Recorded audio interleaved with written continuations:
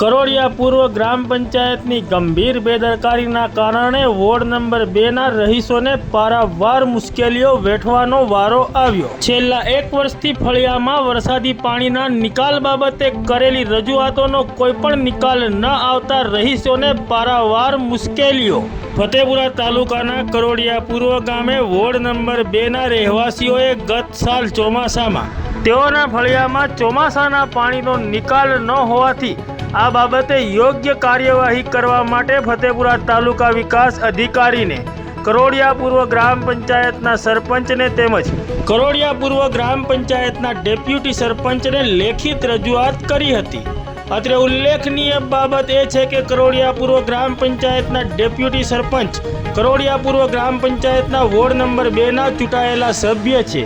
ત્યારે તે વખતે ફતેપુરા તાલુકા વિકાસ અધિકારી અને ડેપ્યુટી સરપંચ દ્વારા આ ફળિયાની મુલાકાત લેવામાં આવી હતી અને આ ફળિયામાં 12 માસ ભરાઈ રહેતા પાણી માટે તેમજ વરસાદી પાણીના નિકાલ માટે યોગ્ય કાર્યવાહી કરવાની ખાતરી આપવામાં આવી હતી અને તે વખતે તાલુકા વિકાસ અધિકારી અને ડેપ્યુટી સરપંચ દ્વારા કામગીરી હાથ ધરવામાં આવી હતી અને આ ફળિયામાં 12 માસ ભરાઈ રહેતા પાણીના નિકાલ માટે દરેક ઘર આગળ શોષ ખાડા બનાવવામાં આવ્યા હતા અને વરસાદી પાણીના નિકાલ માટે ટૂંક સમયમાં કાર્યવાહી કરવામાં આવશે તેવું જણાવવામાં આવ્યું હતું। ત્યારે ફળિયાના રહીશો દ્વારા પૂછપરછ કરવામાં આવતા તેઓએ જણાવ્યું હતું કે આવતા ચોમાસા પહેલા તમારા ફળિયામાં વરસાદી પાણીનો નિકાલ થઈ જશે।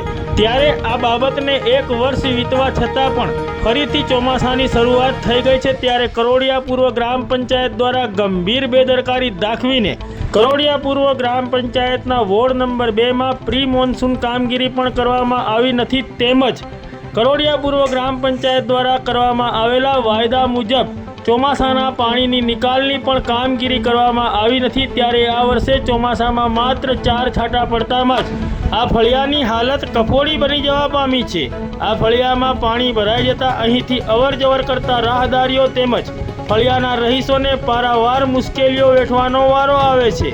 ચોમાસાના પાણી ઘરમાં ન ભરાય તે માટે ફળિયાના રહીશોએ પોતાના મકાનોની આગળ 1 ફૂટથી લઈને 2 ફૂટ સુધીની દિવાલો ચણવી પડી છે।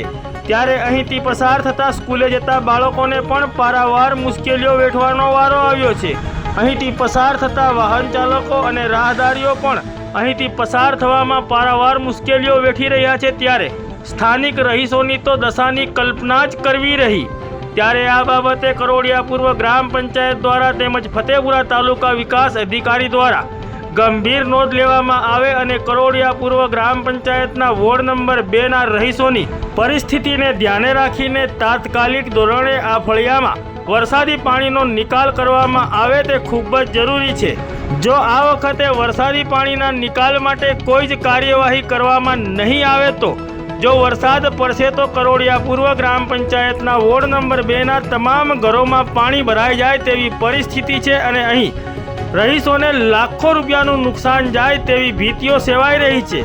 અહીં ઉલ્લેખનીય બાબત એ છે કે આ ફળિયામાં મોટા ભાગના લોકો ગરીબ પરિસ્થિતિના છે અને રોજ કમાઈને રોજ ખાય તેવી પરિસ્થિતિના છે। ત્યારે અચાનક વરસાદ વરસશે અને તેઓના ઘરોમાં પાણી ભરાઈ જશે ત્યારે તે વખતે તેઓની પરિસ્થિતિ શું થશે તે તો માત્ર કલ્પના જ કરવી રહી।